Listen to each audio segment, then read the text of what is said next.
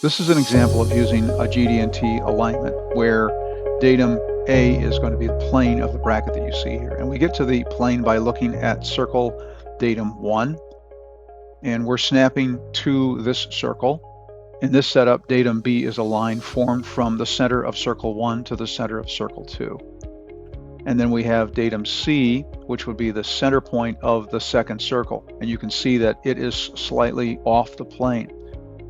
If we go to hardpoint, then now the second circle is going to be given absolute precedence, and it's going to hardpoint a line to the three-dimensional point in the center of circle 2. And that creates a situation where the plane is slightly departed from in this setup. So we're going to go back to point plus snap to plane, because that's the GD&T intent, and that is that datum A has precedence. Now we'll perform the alignment again and observe the result. The plane is now given precedence, and the point for datum C is now slightly off the plane, which is what we would expect in real-world applications.